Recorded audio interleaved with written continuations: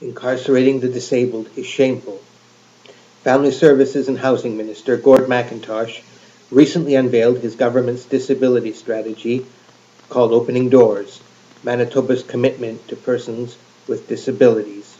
Its stated goal is to expand on the vision for persons with disabilities that was outlined in the 2001 strategy.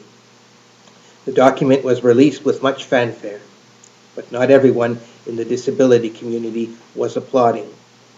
Organizations that advocate on behalf of persons with an intellectual disability were quite disappointed that the Manitoba government's plan did not include the closure of the Manitoba Developmental Centre, MDC.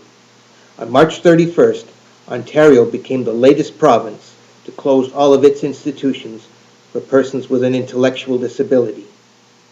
In an interview on CJOB radio, Premier Gary Dewar said that he makes no apologies for bucking a national trend by spending millions upgrading a centre for adults with mental disabilities rather than integrating them into the community.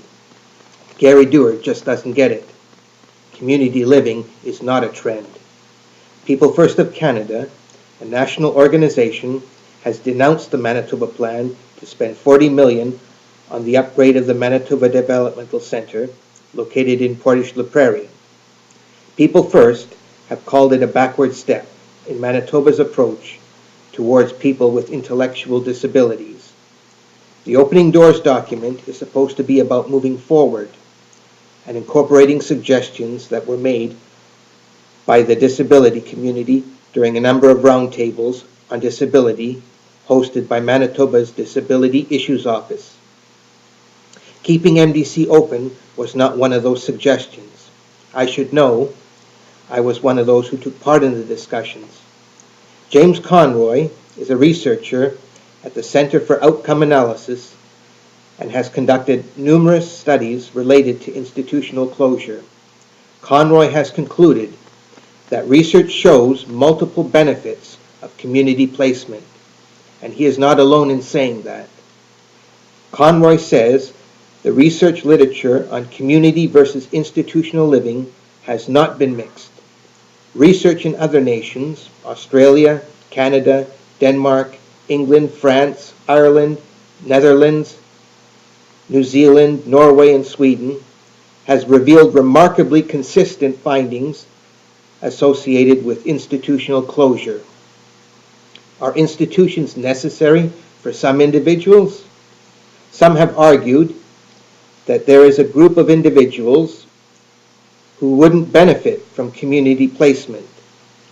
Conroy identified the 4 reasons traditionally given for keeping people incarcerated inside large institutions: severe retardation, challenging behavior, medical fragility, and advanced age. All 4 of these reasons have been soundly discredited by the social science evidence. This is evidence which the government doesn't even dispute. In Manitoba, there still remain over 500 people with an intellectual disability behind institution walls. Rather than close these institutions, the government has made the decision to continue financing and supporting this outdated and inhumane model of care. All of this is being done in a province which boasts that it'll be the future home to the Canadian Museum for Human Rights. Shame. The community living movement believes that everyone with a disability, regardless of its type or severity, can live in the community when they receive all of the necessary supports and services. The community is willing and able to support these individuals. In fact, it's something that is already being done. Continuing to isolate and congregate persons with disabilities in institutions just because they were born with a condition is not only inhumane, it's morally wrong. Other provinces have offered to assist Manitoba in moving away from an institutional model.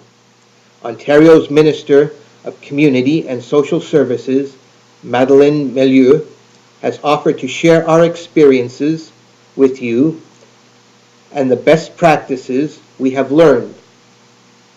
In a recent letter to Mackintosh, Milieu said, "I have seen firsthand how much stronger Ontario communities become when they include opportunities for everyone." Minister Mackintosh, Manitobans with intellectual disabilities deserve better. They deserve what you and I have, a place in the community.